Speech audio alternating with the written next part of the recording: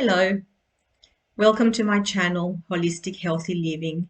My name is Mariela, and I hope that I can share some messages with you today. If you haven't seen my previous recordings, I decided that I was going to get messages, weekly messages from the Hope Dealer, which is a book that was given to me recently for my birthday. And it looks like it's a really good book with inspirations and messages that we might need sometimes when we are wanting answers to some of our questions. So today, before I get started on my work, I am currently putting together a program for children and teenagers, and trying to, through this program, for them to learn some tools and skills to cope with, stress and anxiety, or anything that they may be going through at the moment, and just some tools to, calm themselves down and build up their self-esteem as well. So before I get started on my work, I thought that I needed a message, and I thought you might need one as well if you've been drawn to my channel. So before I get started, I was just going to burn some incense, and today I've got the Mother's India fragrances, which I really love the smell, just to clear the energy so that I can get a clear message of what I need to hear. And if you found this video, might be a message that you also need to hear as well. So just want to clear the energies of the room, invite positive energies.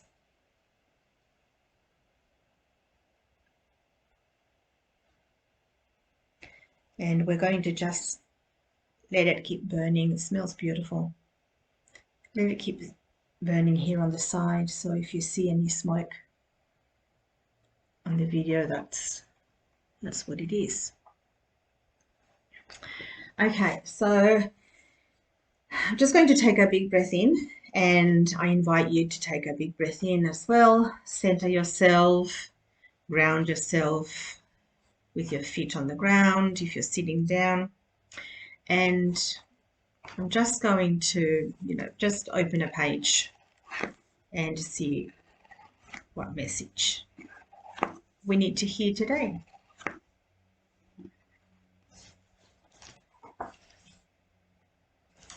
Okay, so it's called, and you're going to see it backwards, but it's called Make a Date with Delight. Make a date with delight. We are so focused on outputs and production and perfection. We are driven by what needs to get done, by function, by outcomes, by what can be measured. We tick boxes and do reps. We look at things critically and analytically. We spend our time wisely, by which we, rather ironically, mean productively, working, exercising, cooking, cleaning, constantly pursuing productivity. It's true that some of these tasks may have a side effect of enjoyment. The home chef who loves to cook, the writer who loves to write, the body that loves to move. But mostly we concern ourselves with functional activity. We are seldom purely in pursuit of pleasure. But at the end of the day, at the end of the year, at the end of this life, what will you reflect on? Are memories and meaning made and measured in moments of productivity? Or rather, do they rise out of those rare pockets of pleasure and presence in our lives. The moments when we just let ourselves have the moment. The occasions when we slow down enough to notice the subtle ecstasy of every day. Think about the slow mornings in bed, the bowl of freshly cooked food eaten on the grass, just cutting gardenias, the unhurried moment, the drunk hot, oh, tea drunk hot. Yeah, sometimes I do that. I just let it go cold because I get too busy being productive. Kitchen table conversations, handwritten notes, silk or sunshine or seawater on the skin, a spoonful of honey, laughter in the dark. I, for one, don't want delight, beauty, pleasure, and presence to be afterthoughts or side effects in my life. I refuse to make order, productivity, and outputs the measurements of my life. I believe that delight is evidence of the divine. I want to make space in my life for that grace. I want to be in conversation with joy. I want to make a regular date with delight. Will you join me? What would that look like for you?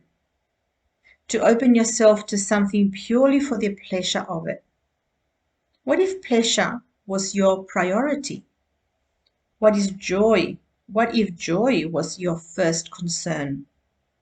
What if you were incited by delight? What joy would you find?